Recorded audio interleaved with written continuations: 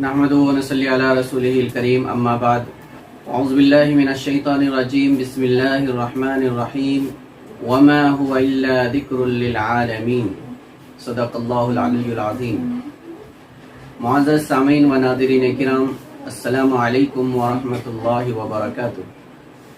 آج کے اس ایپیسوڈ میں ہم سب کا قرآن کے عنوان پر کچھ باتیں آپ کے سامنے پیش کریں گے۔ ہمیں معلوم ہے کہ اس دنیا کو اللہ تبارک تعالیٰ نے بنایا ہے، اس نظام کو اللہ تبارک تعالیٰ نے سجایا ہے۔ اس کے اندر جتنی چیزیں ہیں ان ساری چیزوں کو پیدا کرنے والا وہی خالق مطلق واحد الہ ہے۔ اسی نے آسمان اور زمین،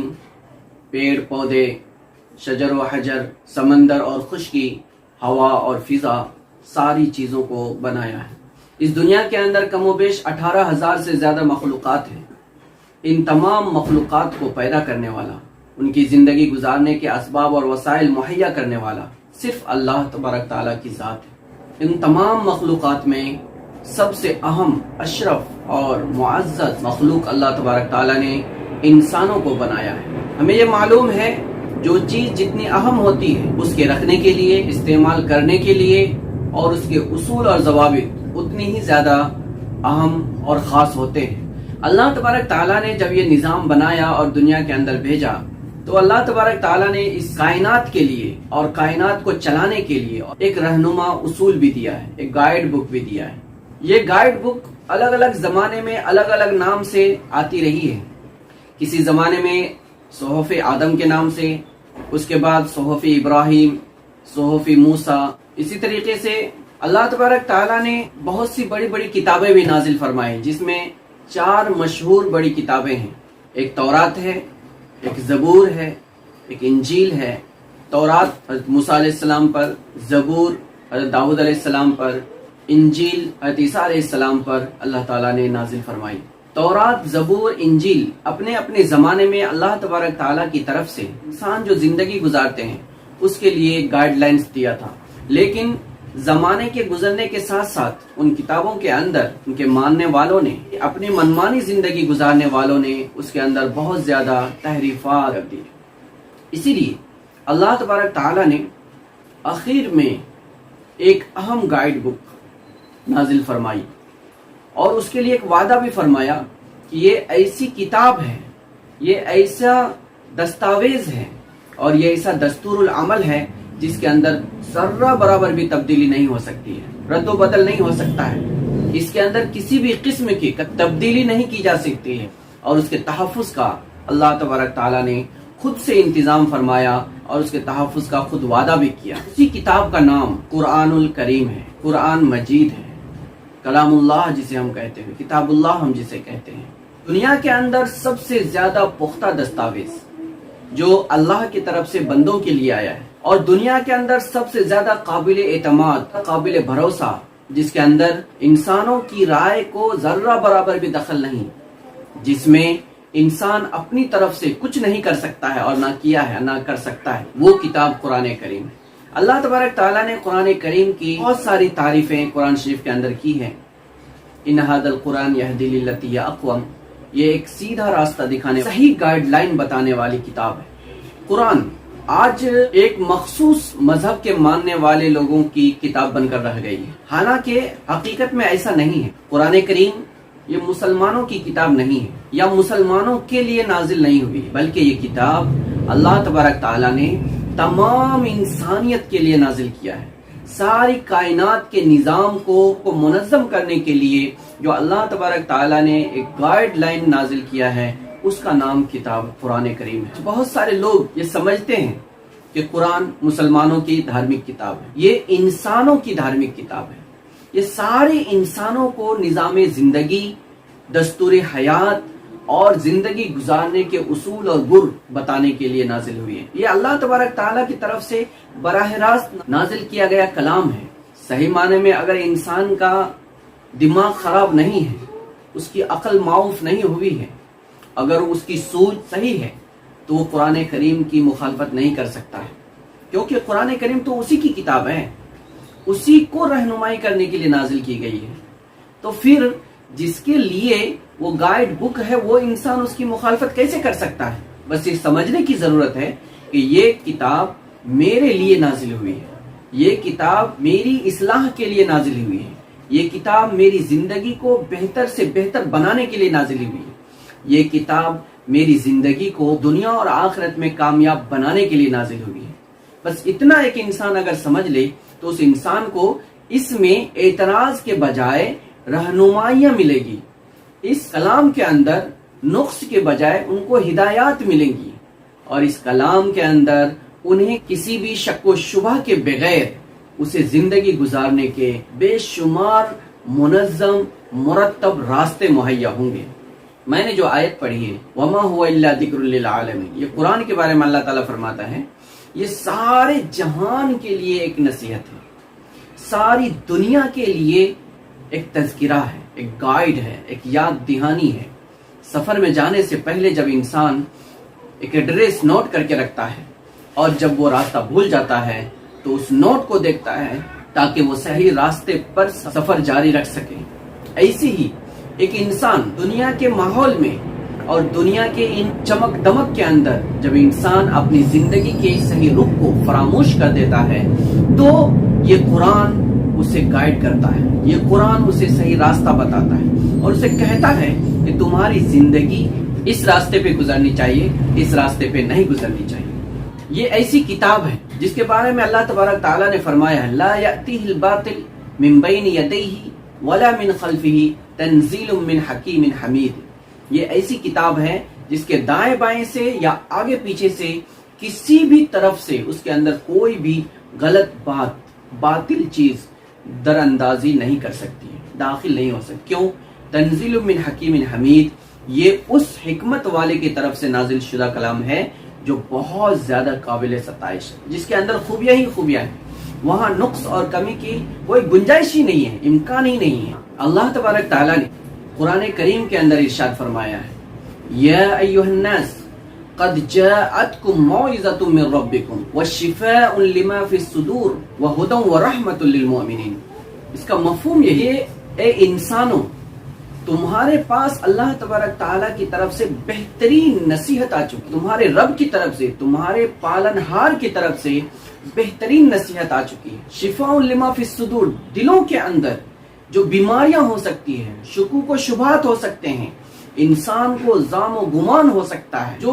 انسان کے اندر غلط خیالات ہو سکتے ہیں، وہ سب کو دور کرنے کے لیے ہدی ورحمۃ للمؤمنین، اور ایمان والے جو اس قرآن کو مانتے ہیں، اس کے اوپر یقین رکھنے والوں کے لیے یہ ہادی بھی ہے، رہنما بھی ہے اور رحمت بھی ہے، کیونکہ اس پر عمل کرنے والے ہمیشہ بارگاہ عزتی میں رحمت الہی کا مستحق بنتا ہے۔ قرآن کریم زمان و مکان سے ماورا، حدود و ثغور سے بالا تر ہو کر کے دنیا کی واحد ایسی کتاب ہے جو دنیا کے اندر سب سے زیادہ پڑھی جاتی ہے، اور کم سے کم روزانہ 5 وقت تو نمازوں کے ذریعے سے دنیا میں ایسی کوئی کتاب نہیں ملے گی جو اتنی زیادہ پڑھی جاتی ہو۔ اس کی خصوصیت میں سے ہے ان اللہ یرفع بہذا الکتاب اقواما ویضع بہ آخرین۔ حدیث شریف میں رسول اللہ صلی اللہ علیہ وسلم نے فرمایا اس کتاب ہی کے ذریعے سے اللہ تبارک تعالیٰ قوموں کو بالا تری عطا فرماتا ہے اور اس کے نہیں ماننے والوں کو اللہ تعالیٰ ذلیل و خوار بھی کر دیتا ہے۔ علامہ اقبال کا وہ شعر ہمیں یاد رہنا چاہیے، وہ معزز تھے زمانے میں مسلمان ہو کر، وہ معزز تھے زمانے میں مسلمان ہو کر، اور ہم خوار ہوئے تارک قرآن ہو کر۔ اس کا مطلب وہی ہے، اگر ہم قرآن کو دل سے لگاتے ہیں، اس کے ساری ہدایتوں کے اوپر عمل کرتے ہیں، تو ہمیں دنیا کے اندر کوئی ذلیل نہیں کر سکتا، کوئی شکست نہیں دے سکتا، اور وہی ہمیں دنیا کے اندر نیچے نہیں دکھا سکتا ہے۔ اور اگر بہت بڑا مسلمان ہونے کا دعویٰ کرتا ہے لیکن وہ قرآن پر عمل نہیں کرتا، اس کی تلاوت نہیں کرتا، اسے سمجھتا نہیں، اس میں غور و فکر اور تدبر نہیں کرتا، تو پھر اللہ تبارک تعالیٰ اسے ذلیل و خوار کر دیتے ہیں۔ دنیا کی تاریخ نے بار بار اپنی آنکھوں سے ایسا منظر دیکھا ہے جب چھوٹی چھوٹی قومیں، نوکر، چرواہے، ملازمت کرنے والے لوگ، جب ان لوگوں نے قرآن کریم کو سینے سے لگایا، پڑھا، اس کی ہدایتوں پر عمل کیا، تو اللہ تبارک تعالیٰ نے بڑے سے بڑے متمدن اور بڑے سے بڑی طاقتور قوموں کو اس کے سامنے گھٹنے ٹیکنے پر مجبور کر دیا ہے۔ قرآن کریم صرف پڑھنے یا تلاوت کرنے کے لیے نازل کردہ ایک کتاب نہیں ہے، بلکہ قرآن کریم ہماری زندگی کے ہر مرحلے میں، شعبہ حیات کے ہر شعبے میں رہنمائی فراہم کرنے کے لیے اللہ تبارک تعالیٰ نے قرآن کریم کو اپنے دل میں بسا کر اس کے حساب سے زندگی گزارنے کے لیے اس کو نازل کیا ہے۔ ایک حدیث میں رسول اللہ صلی اللہ علیہ وسلم نے فرمایا، ان الذی لیس فی جوفہ شیء من القرآن کالبیت الخرب، وہ انسان جس کے دل کے اندر کچھ بھی قرآن کا حصہ نہ ہو، وہ ایک اجڑے ہوئے گھر کی طرح ہے، وہ ایک تخریب شدہ ویران گھر کی طرح ہے۔ ایک مرتبہ حضرت ابو ذر غفاری رضی اللہ تعالیٰ عنہ نے رسول اللہ صلی اللہ علیہ وسلم سے سوال کیا، یا رسول اللہ صلی اللہ علیہ وسلم مجھے کچھ نصیحت فرما دیجیے۔ آپ صلی اللہ علیہ وسلم نے فرمایا، علیکم بتقوی اللہ، اللہ سے ڈرتے رہو۔ حضرت ابو ذر رضی اللہ تعالیٰ عنہ نے فرمایا کہ کچھ اور فرمائیے، تو آپ صلی اللہ علیہ وسلم نے فرمایا، علیک بتلاوت القرآن فإنہ نور لک فی الارض وذخر لک فی السماء، تم قرآن کی تلاوت کو اپنے اوپر فرض کر لو، لازم کر لو۔ کیوں؟ یہ دنیا میں تمہارے لیے نور ہے، رہنمائی کے لیے روشنی ہے، راستہ دکھانے کے لیے ہدایت ہے،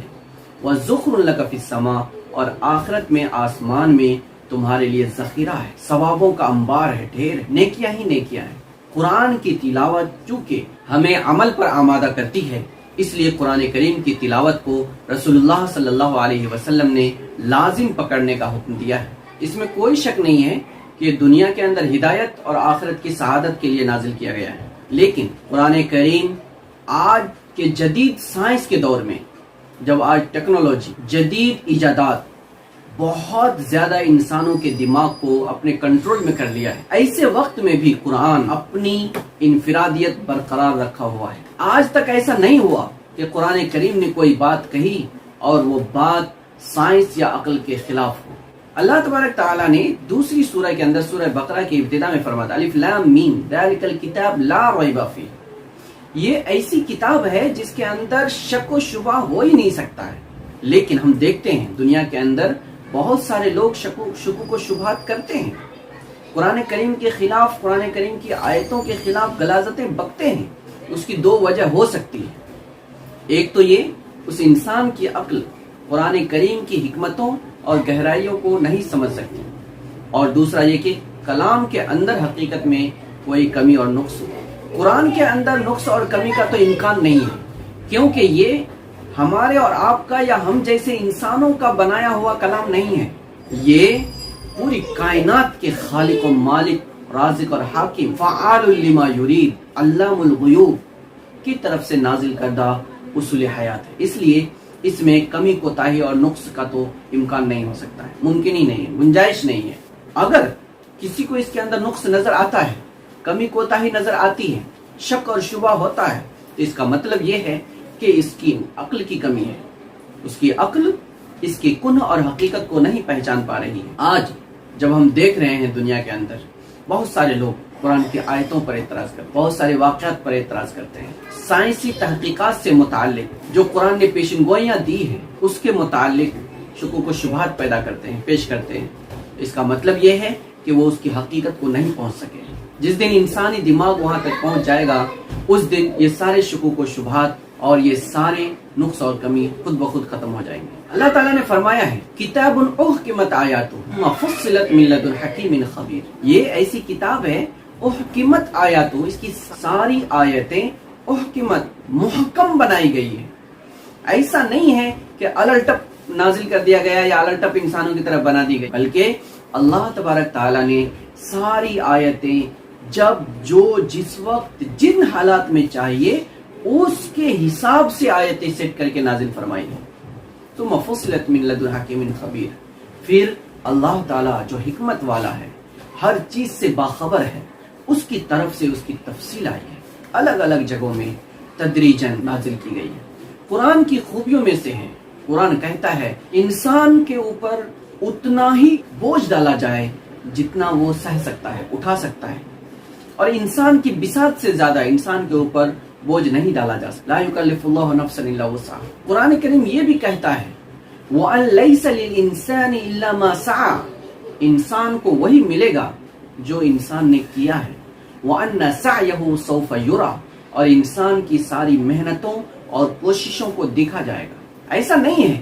کہ ہم نے ایک کام کیا وہ ضائع ہو گیا، ایسا نہیں ہے، بلکہ اللہ تبارک تعالیٰ کے نظام میں ذرہ برابر بھی انسان بات کرتا ہے، دل میں جو کھٹکتا ہے اور جو انسان تھوڑا چھوٹا سا بھی کام کرتا ہے، عمل کرتا ہے، وہ سب رجسٹرڈ میں محفوظ ہے۔ وَأَنَّ سَعْيَهُ سَوْفَ يُرَىٰ، وہ تو دیکھا جائے گا، ہر انسان کا عمل دیکھا جائے گا۔ وہ انسان اس قرآن کو گائیڈ بنا کر زندگی گزارتا رہا ہے یا وہ انسان اپنی منمانی زندگی گزار کر دنیا سے آخرت میں پہنچا ہے۔ اس لیے آج ہم نے یہ عنوان چنا ہے اور ہم اس عنوان کے ذریعے سے بتانا چاہتے ہیں کہ یہ قرآن کسی مذہب کے ماننے والوں کا نہیں ہے، یہ کسی ایک مذہب کے ماننے والوں کی کتاب نہیں ہے، یہ آپ کی کتاب ہے۔ آپ ہندو ہیں تو آپ کی کتاب ہے، آپ سکھ ہیں تو آپ کی کتاب ہے، آپ عیسائی ہیں تو آپ کی کتاب ہے، آپ یہودی ہیں تو آپ کی کتاب ہے، آپ کرسچن ہیں تو آپ کی کتاب ہے، آپ آدیواسی ہیں، دلت ہیں، ایس سی ہے، ایس ٹی ہے، او بی سی ہے، آپ انسان ہیں تو یہ آپ کی کتاب ہے۔ وَمَا هُوَ إِلَّا ذِكْرٌ لِّلْعَالَمِينَ، ساری دنیا کے لیے۔ جس طریقے سے اللہ تبارک تعالیٰ نے رسول اللہ صلی اللہ علیہ وسلم کو وَمَا أَرْسَلْنَاكَ إِلَّا رَحْمَةً لِّلْعَالَمِينَ فرمایا، ساری دنیا کے لیے ایک رحمت بنا کر کے، نظام رحمت دے کر کے بھیجا ہے، ویسے ہی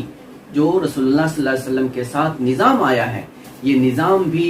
للعالمین، وما ہوا الا ذکر للعالمین، ساری کائنات، سارے عالم کے لیے یہ ایک گائیڈ بک، یاد دہانی کی چیز، انسان کی رہنمائی کے لیے اللہ تعالیٰ نے نازل کیا ہے۔ یہ ہم لوگوں کو سمجھ میں آنا چاہیے۔ جب ہم یہ سمجھیں گے کہ یہ قرآن ہماری کتاب ہے اور ہمارے لیے نازل ہوئی ہے، تو ہم اس کو پڑھنے کی کوشش کریں گے، سمجھنے کی کوشش کریں گے، اور جتنا ہم سمجھیں گے اتنا ہی زیادہ ہمارے اندر سے غلط فہمیاں دور ہو جائیں گی، شکوک و شبہات ختم ہو جائیں گے، اور حق اور حقیقت تک ہماری رسائی چلی جائے گی، ہم صحیح منزل کے اوپر گامزن ہو سکیں گے۔ تو اللہ تبارک تعالیٰ سے دعا کریں کہ اللہ تبارک تعالیٰ ہم سب کو قرآن کریم کو اپنی کتاب سمجھ کر اس کو پڑھنے، سمجھنے اور اس کے اوپر عمل کرنے کی توفیق عطا فرمائے۔ آمین۔ وآخر دعوانا الحمدللہ رب العالمین۔ السلام علیکم ورحمۃ اللہ وبرکاتہ۔